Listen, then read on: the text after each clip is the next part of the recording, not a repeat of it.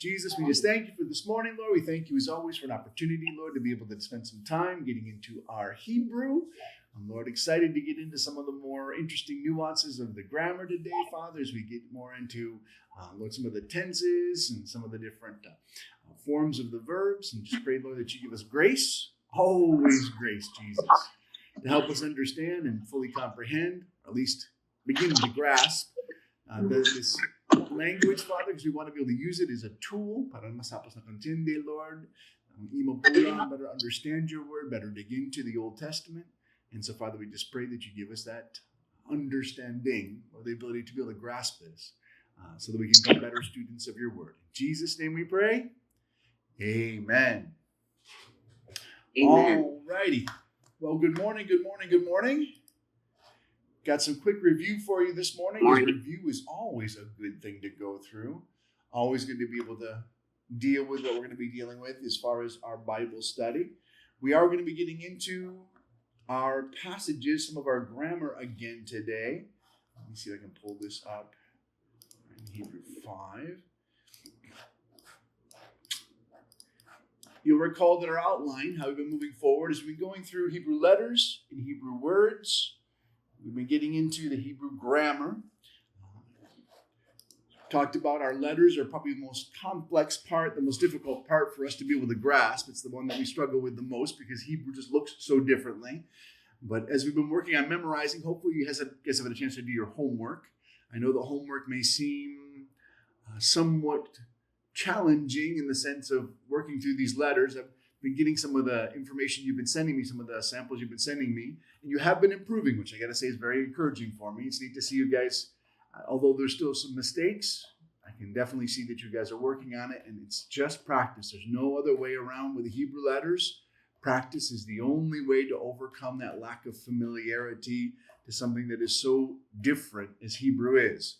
Because you've got the 22 consonants, you've got the 12 vowel sounds, and those just don't look anything like we have in English. The one thing that does catch you guys, and it's a reminder, remember that you've got the 5 final forms of those letters, and you've got the bagat kafat, the 6 letters that have the dot or the no dot that does change their pronunciation. That being said, let's go through a bit of review. Class participation is encouraged. Let's see if you can give me the letters. Who remembers what this letter is? Anybody? Aleph.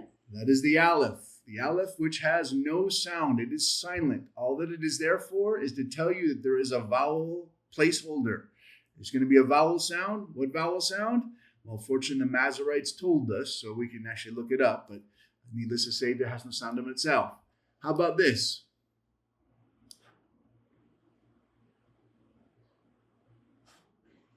Bet. That's the bet. Now, if it's got the dot, it's a B sound. If it doesn't have the dot, what sound does it give you? V. V. V is in Victor.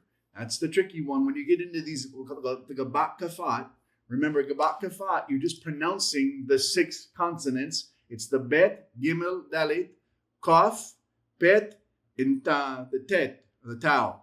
So you've got those 6 letters, bagat kafat. That's what you're just saying with bagat kafat. You're pronouncing the 6 letters. Those 6 letters are the ones that have the dot or the dagesh lene, and it does change their pronunciation. In the case of the bet, is without that, it becomes a V rather than a B sound. What's this one?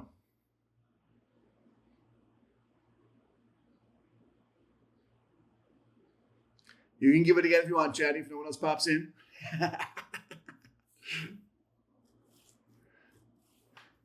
Anybody know this letter?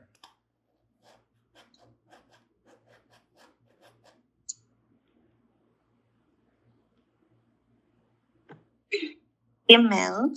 That is the Gimel. Correct. Now the Gimel, again, is a bagat kafat letter, meaning it has that dot. With the dot, it's a strong G. G. Without the dot, it's a soft G. Ge. Ge. Just softens out the G a bit. Practically speaking, there's really very little difference for you and I because we don't get into that much of a nuance of the pronunciation, but know that there is a hard versus a soft G. How about this one?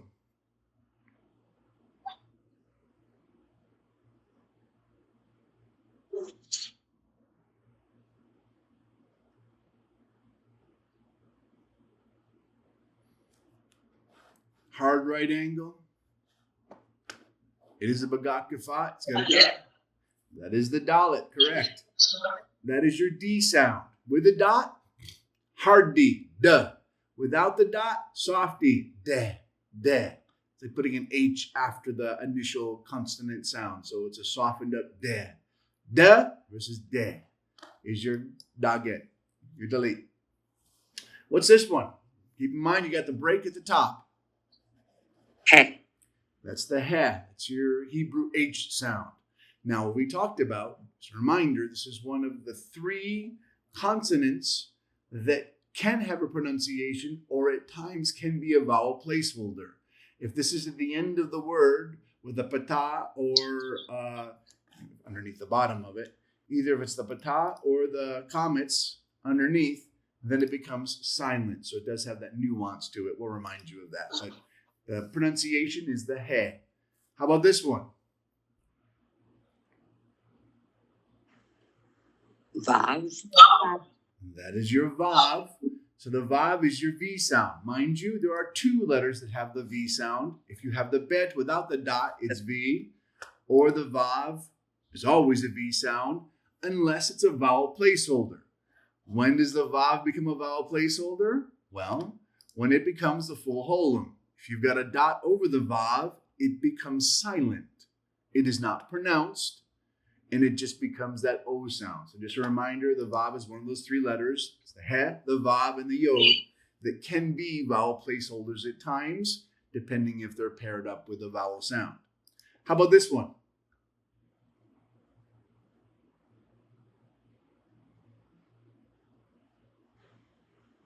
My screen hasn't changed yet.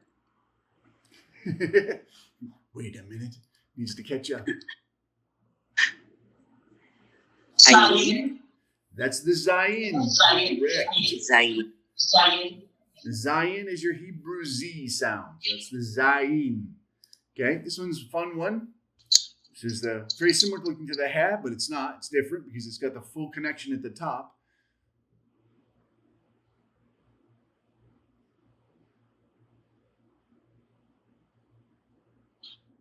Yeah. That's the che, which is the ha, ha, ha. This is the one where you ought to be getting spots on your screen and people want to stand back from you when you pronounce it because the spit's coming out. Ha, het, het. That's the het sound. How about this?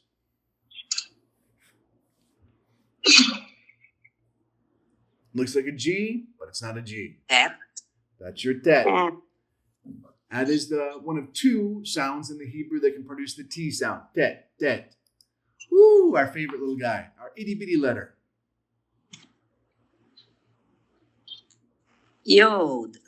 Yod, which is the Y sound. But it can also be a vowel placeholder. When is it a vowel placeholder? When you match it up with the siri. So if there's a siri, which is the 2 dots before the previous consonant, and then there's the yod goes silent, and it becomes the siri yod, or it can also be the hirik yod. The hirik yod, if there's 1 dot, it becomes the long I sound.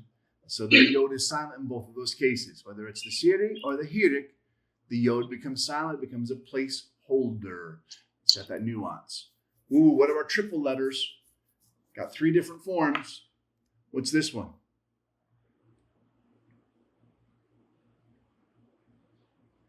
Kaf. That's the kaf. Now the kaf is it's a bagat kafat letter, so if it's got the dot, it's the hard K sound. K, K. No dot, cha, cha, ch. And it's also got a final form. If it's the last letter of the word, then it has an extended tail on it, and it has the 2 dots inside of it. That makes it the cha, the fact K sound, the final end of the word. How about this one? Lamed. That is your L sound. That is the lamed. Lamed. Nice. Here we've got another one with a final form. What comes after L in the English alphabet? Mem. That's your mem. That's your M sound.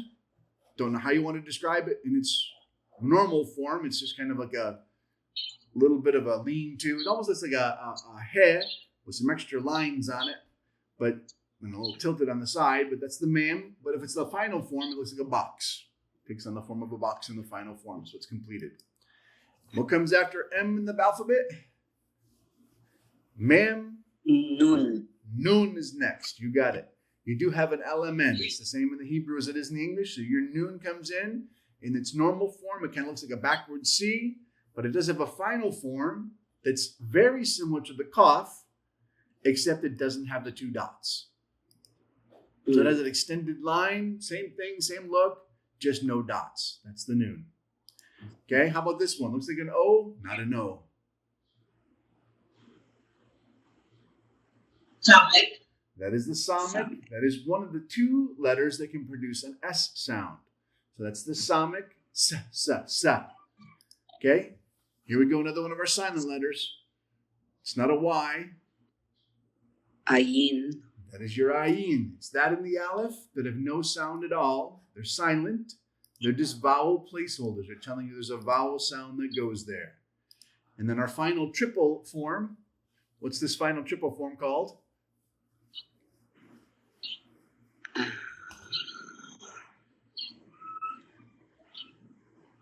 Pe. That is the pe. It is a bagat kafat, meaning that if it's got the dot, it's a P sound, pa, pa, pa. If it has no dot, it's an F sound, fa, fa, fa. So it's pa or fa, and then it has a final form, which just has the same curly Q on top, but an extended long line on that right-hand side. Okay, here's a unique sound. We don't have this one in English or Ilongo, at least not as a letter. We have the sound, but we use two letters to create it.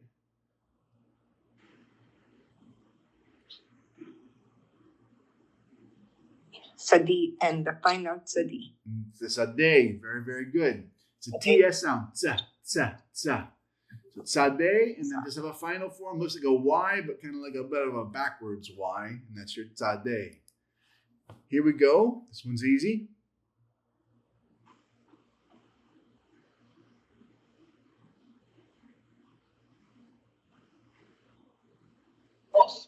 That is the qaf, which fundamentally is the exact same pronunciation as the kop. Qaf and the kop are identical. It's just a spelling issue within words to allow for variations in spelling. So that's all that you're dealing with. So you have the qaf, you have the kop, both of the K sound. Here we go. We have our trill. What's this one? Do your best to pronounce it. Res. Resh. Gotta get the little trill there. Resh. The fun little trill on the R. Very Hebrew, got a trill. Okay. This one can be a little confusing because it has different pronunciation. One letter, two names. The sin and shin. The sin, if it's got a dot on the left. The shin, if it's the dot on the right. So it's an SH sound with that right-hand dot. It's the same as the Samek, by the way, identical sound if it's a dot on the left. So they're both an S sound. You have two different letters that can produce that. And then finally, you have the last letter, the 22nd letter is? The tab or sab. The tau, yes. The tau, if it's got the dot, T, which is the same, by the way, as your tet. The tet and the tau with the dot do sound identical, but if it's got no dot, it becomes the TH, th sound. So 22 letters. My guess is by this point, though maybe not easy, hopefully is no longer terrifying. That's our goal, is we want you to become familiar, because we're going to start getting into now looking at these letters. As we start getting into our grammar and start looking at, hey, what's this word, what's that word? We're not expecting you to be able to read the words, but our hope is that at least they're not horribly unfamiliar to you. At least they're not terrifying to the full extent. As a reminder, you do have those three letters, the had, the vav, and the yod, that can act as placeholders for vowels. Remember, if it acts like a placeholder, there's like the ayin and the aleph, they go silent. You do not pronounce them if they become a part of a vowel. So those can have that. Just a reminder, here's your vowels. Do you remember what this one is? What's the patah? What sound does the patah have? Which is just a little line. The orange is your vowel. The green is just your random consonant placeholder. The vowels were added by the Masoretes about 1,000 years ago to help us pronounce, because Hebrew does not have vowels written. They're all memorized. But our Bible has them for us, which is nice. Do you remember what the patah is? What sound is that?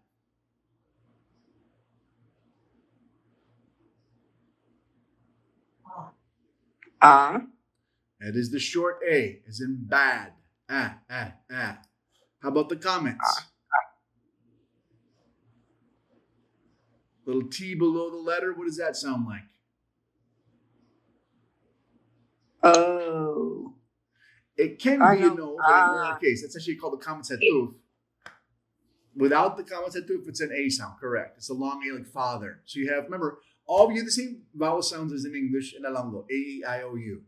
You have your same 5 vowel sounds, but you have the long and the short form of the vowels. Long A, short A. So your short A is the patah. Your long A is the comments. How about the sigol? What is the sigol? Short E, correct. That is your short E sound. How about the sire? Sire.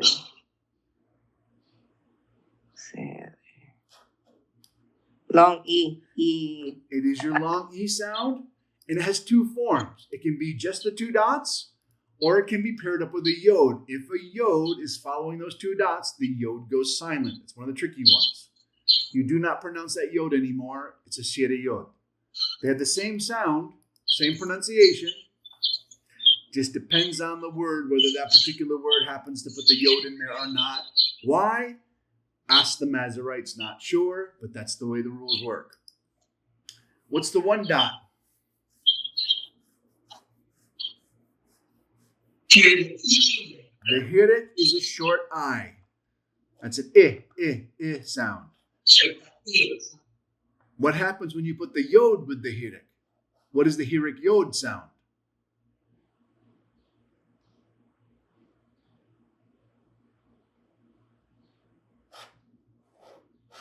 Well, if this is the short I, what might this be?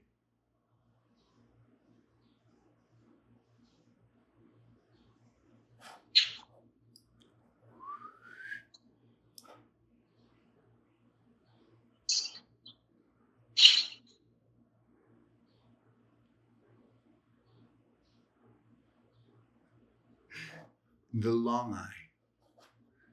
As in Christine. Short I, hirit. Long I, hirit with the yod next to it. So you have your short A, long A, short E, long E, short I, long I. And then you have the comments hatuf. Again, this is one that I don't expect you to be able to grasp. We'll come up against it as we're going through it on occasion, especially with certain particular words where it's used frequently, like with the word all, which is the word kol. You'll see that a lot. It's when it doesn't follow a hard syllable, it changes over to the comments hatuf and it's pronounced as a short O. Kol. That O sound. It's kind of a tricky one. But then you have the regular O sound, which is your full holam. Dot over a vav. Key note, the vav becomes silent. Doesn't make any sound. At that point in time, the only pronunciation is the O sound, which is going to be your short O's and toe. So that's your O sound. But it can also just be a dot without the vav. Again, why? Ask the Masoretes, the guys that added these vowel markers. Sometimes they put the vav, sometimes they don't put the vav. That just happens to be the way that they're spelling the words. But it's got the same pronunciation, doesn't make a difference. Just one is with the vav, that's a full holam. One's without the vav, just has the dot over the next consonant, that's the defective holam. 3 dots. What's the 3 dots? At an angle. Kibbutz, what letter is that?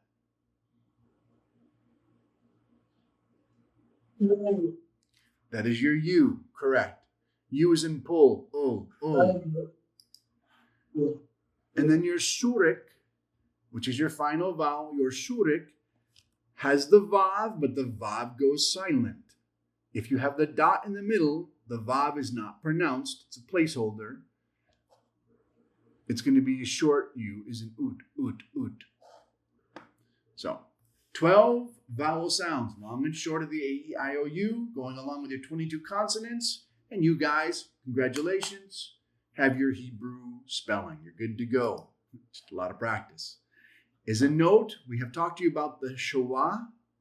You will see that frequently. The schwa is just the two dots.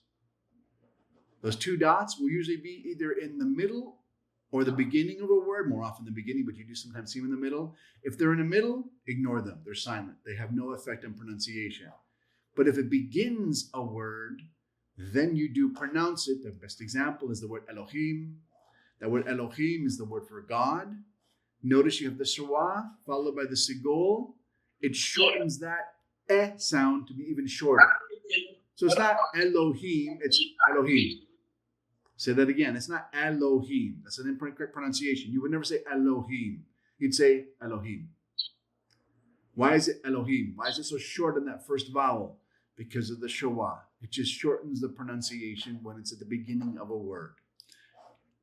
That being said, let's get into really quickly. I want to just do this for review. Why? Because it's kind of fun to see you guys work through this, if I'm honest. Let's look at a couple words. Put this to practice. We won't go through all of them, but we'll go through a couple of them. We had you guys work on these. Hopefully you had a chance to be able to do them a little bit. If not, you'll do them with me now, which is okay too. How would you pronounce this first word? Let me blow it up nice and big for you here. There we go. Look at that. So nice and large. Give me the English transliteration, meaning take the Hebrew letters and turn them into English letters, English pronunciation of that word right there. What's that first letter?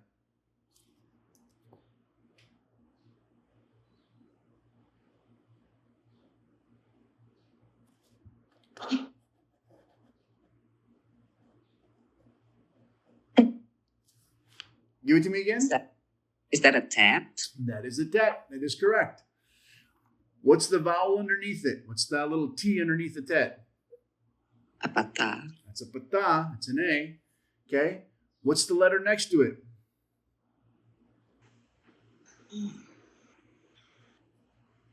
Looks like a Y.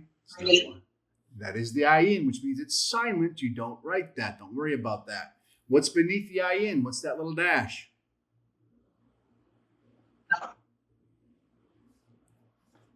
I think I heard it again. That's the pata. Yes, that is the pata. So another A. What's that last final form of a letter?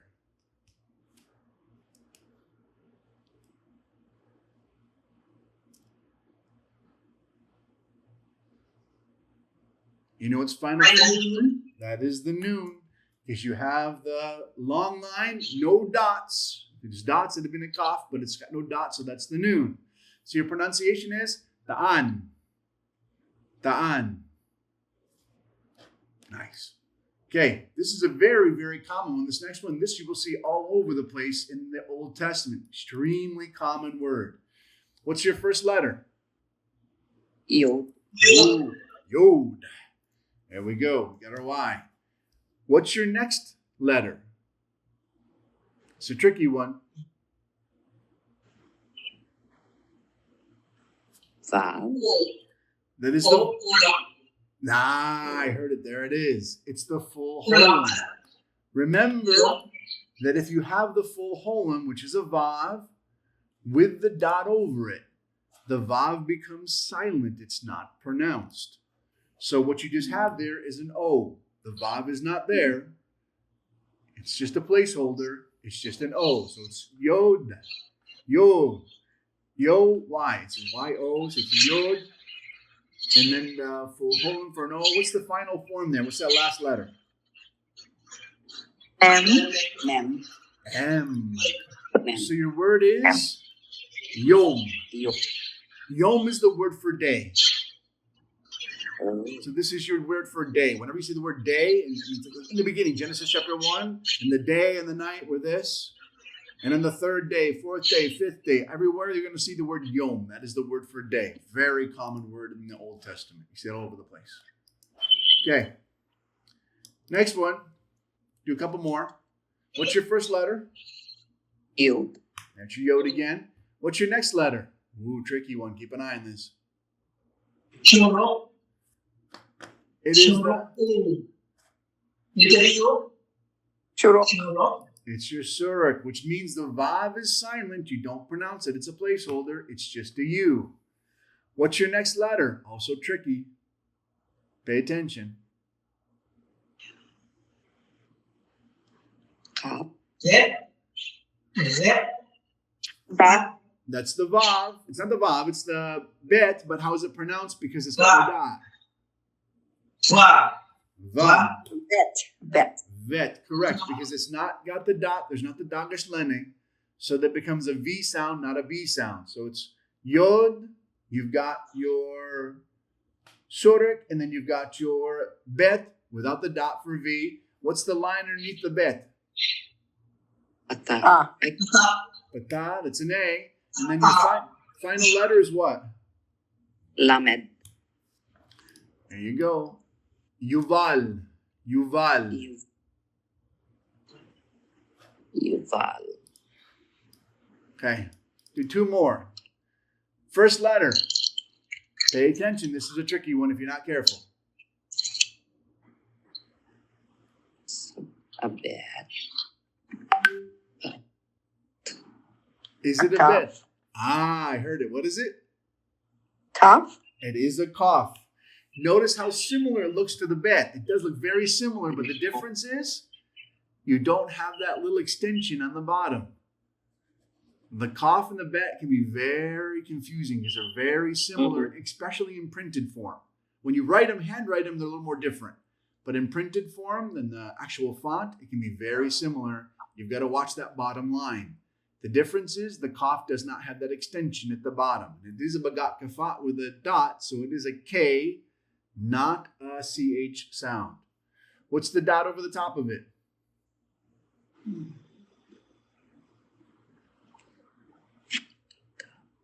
Why is it on the top? Why not on the bottom? Defective holon. That is the defective holum, Yeah. correct. You are the Yeah. defective holum. The defective holum means the dot kind of sits there just over the top of it, ever so slightly offset. That's the defective holum. Oh yeah. Chile. How about the next one? That's a pretty easy one to remember. It's pretty obvious, very apparent, only looks like that. It's not, nothing else quite looks like it. Mem. That's the mem. Mem. The three dots underneath. Segol. That's your- Segol. correct. And then your final letter.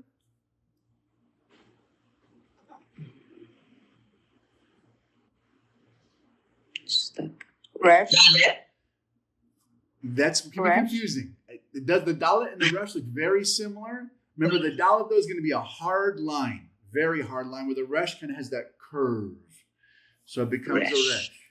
So it's Resh. comer, Homer. comer, Comer. Is that to eat? comida. Oh, that's just Spanish. It's fine. Hebrew. It's a Spanish. So, final one. We'll do one last one. What's your first letter?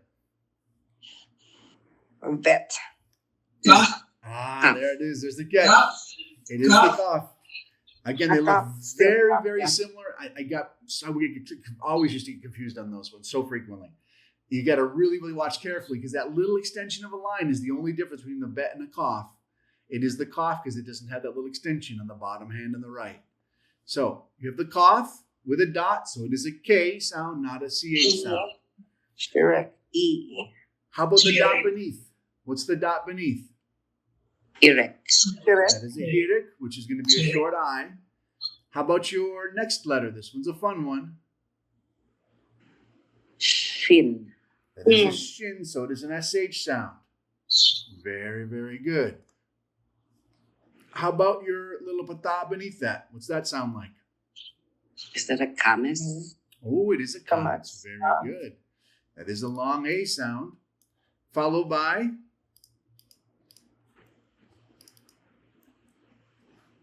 how about this one? Lamed. That is the lamed. Very good. Lamed. Okay, bit of a tricky one. What follows the lamed? Shalom. Ulam. Ulam. It is the full holum, correct, meaning the vav goes silent You don't use the vav is not pronounced because it's a placeholder.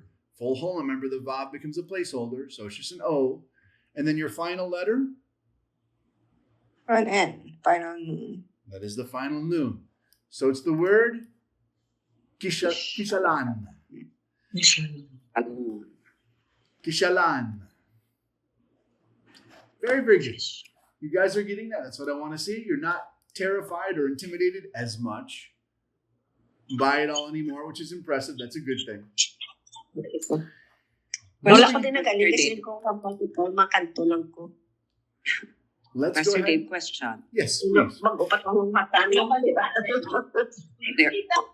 There's a dot inside the shin. You did see that. I The wonder one if you catch that. inside. I know, I saw it too. Yeah, what does that mean? So, for the sake of not being too confusing, I wasn't going to jump too much into that, but that you noticed it, we're talking about. Kulang mata niyo. Taga-Japan. Taga-Japan. When you have a dot, my wife's on mine right now. My wife in the background. Somebody's Yeah, yeah. Yeah. We hear you. Morning. Good morning. His voice and Good morning. good morning. Japan goes on board. May nag-chismis. My Hi. God. Hi, Rod. When you, Bye-bye.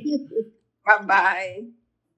when you have a dot in the middle of any consonant, in the middle of a word like that, it's going to double the pronunciation of it. You kind of like, you would say kish shalan. So listen to how I'm pronouncing this. It's not kishalan, it's kish shalan. Do you hear the difference? Or like an accent. Not so much an accent as Double. you're doubling the consonant. You're pronouncing it Double. twice.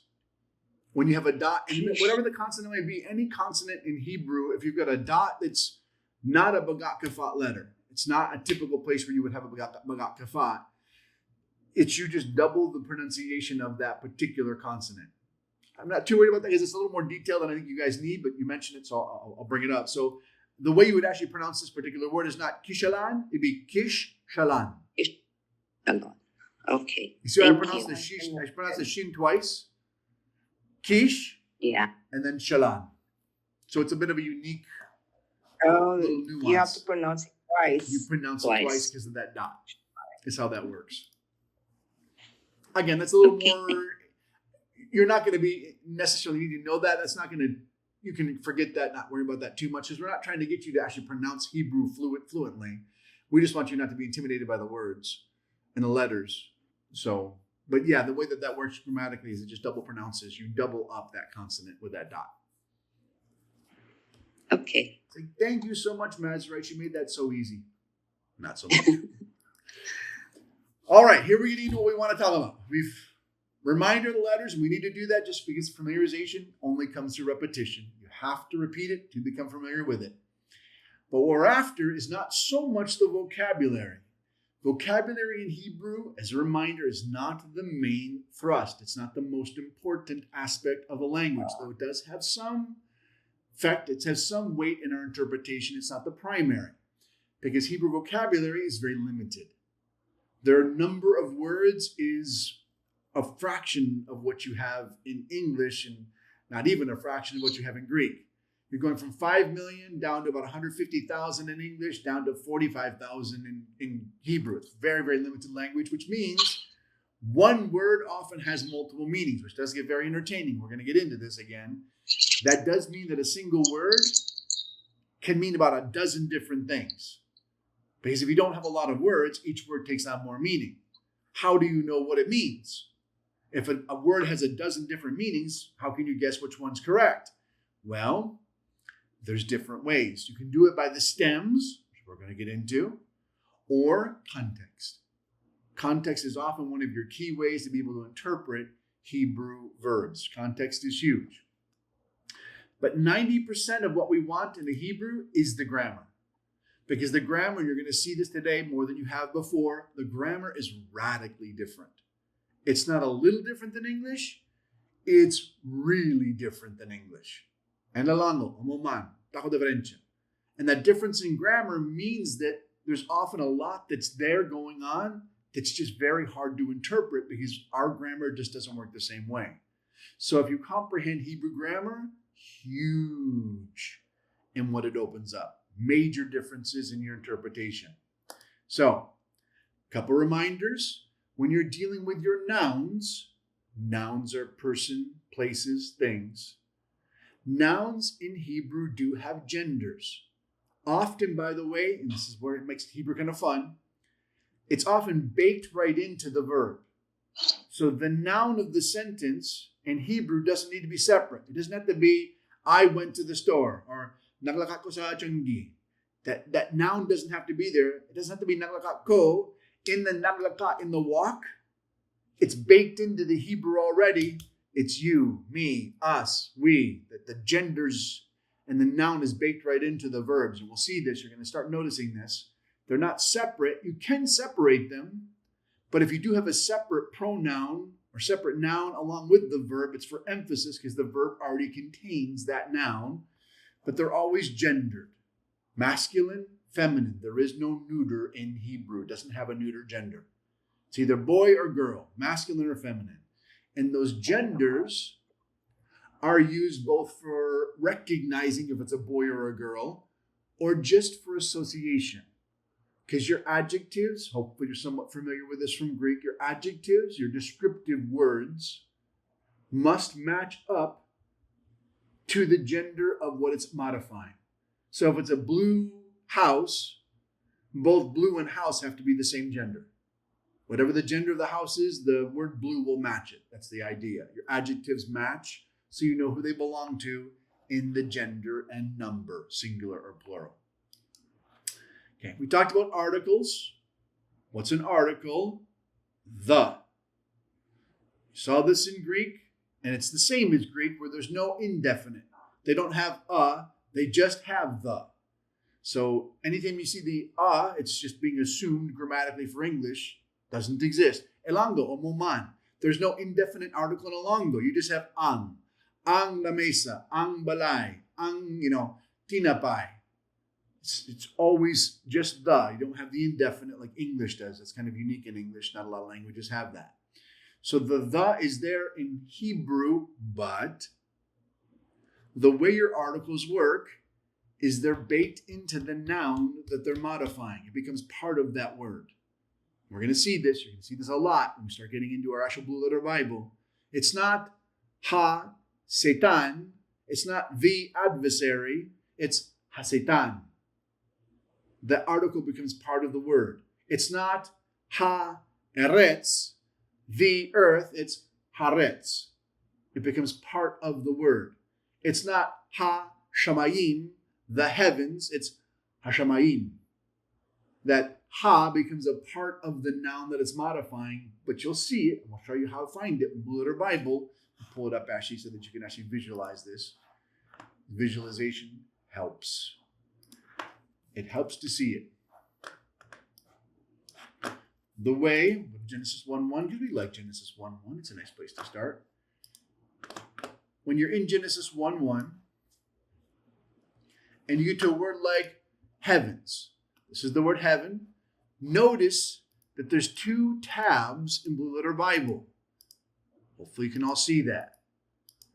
The 2 tabs, it's one word here in your text. It's just Hashamayim.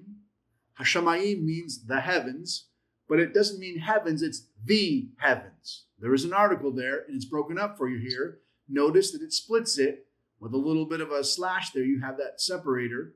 It's ha, that's the definite article, the, and then you have shamayim. Shamayim means heavens, so it's the heavens, even though it's just one word here, hashamayim. Same thing here. Here's the word for earth, but it's ha, the, eretz, earth, haaretz. So your article gets baked right into the noun that it's modifying. That's the way Hebrew works. It just pushes it all together. It does have the article, and it's important to find the article because when it's there, this is the one and only. It's unique. It's special. The one and only earth, the one and only heavens, the one and only adversary, ha-Satan, the one and only enemy. So that article is important when you see it, but it's going to be baked into the word, and then you just kind of look for it in the grammar, and you'll see it separated as the article and then the noun that it's modifying. Same thing with your prepositions. Your prepositions are limited. They're very few in Hebrew. Unlike Greek, we looked at there's well over a dozen prepositions in Greek. There's 3 primary ones in Hebrew. There are some others, but they're primaries. You have the bet, you have the kaf, and you have the lamed. Okay. They're just Hebrew consonants, and they get baked into the noun they're modifying. Same thing. We talked about it in Genesis 1:1. You have ba, and then you have this word, rashith. Ba rashith means in the beginning. The bet is separate. Now, mind you, in the word here, if you read it down in the text, it's just barashith. And you would say it that way. You would pronounce it as barashith. But it's actually bet rashith. The bet is your preposition in. Rashith, the beginning. So your preposition gets baked into the noun that it's modifying. Barashith. And what does it mean? Depends on the context. Welcome to where Hebrew starts to get fun. Bet can mean in, by, or with.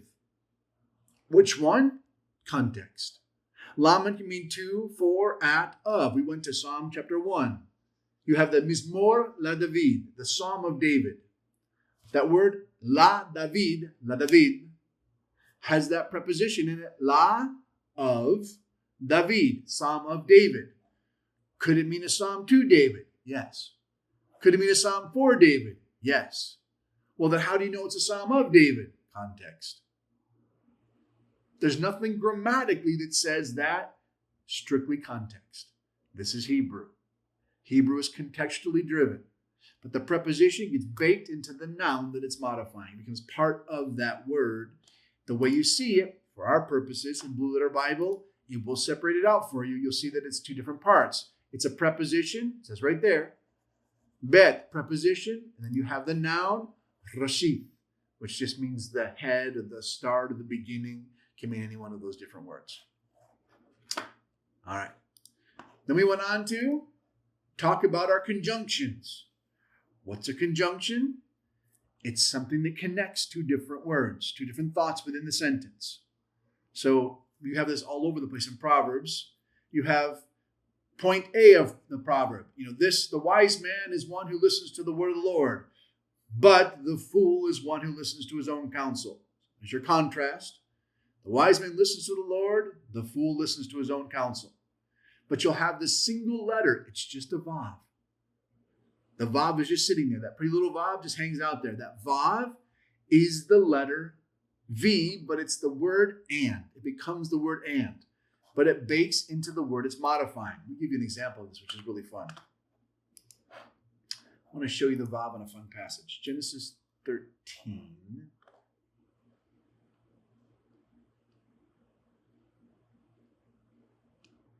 So, there's a problem. Let me set up the context for you. The problem is that Abraham and Lot are together, and both of them have too many sheep. God has blessed them too much, and the land can't support the full quantity of all of their animals. They've got to go separate ways. God is allowing them to separate, which has always been the plan. God had told Abraham to leave his family back in Genesis 12. He did not. He brought Lot with him. But now there's going to be a separation, not in a negative way, but because they just got too much stuff. God's blessed them too much, and they've got to part ways. So, what happens? Abraham says, Lot, let's not be arguing, there in verse 8, between your herdsmen and my herdsmen, we're brethren. Is not the whole land before you? Please separate from me. If you take the left, I'll go right. If you go right, I'll go left. In other words, Abraham is saying, I don't care, Lot. You choose a direction, I'll go the different way. You go one way, I'll go the other. Your choice. So Lot has the authority. Lot is being given the permission to make the decision. What does Lot do? Notice. Very first word is this word lifted up. Okay? What's the first letter of the word? The vav. So connected to, hey Lot, you've got a choice. Do what you want to do. Go one direction, I'll go another. What did Lot do? And there's your vav. He lifted up. It's a verb. It's the verb. It's when yasha. Yasha, or yasa. Yasa, he lifted up. Lot lifted up his eyes. Yasa. Okay? Notice, it's not just a vav. It's not just an and. This is called a sequential. Stop. Time out. There's a Hebrew nuance to these conjunctions. The nuance is sometimes an and is more than an and.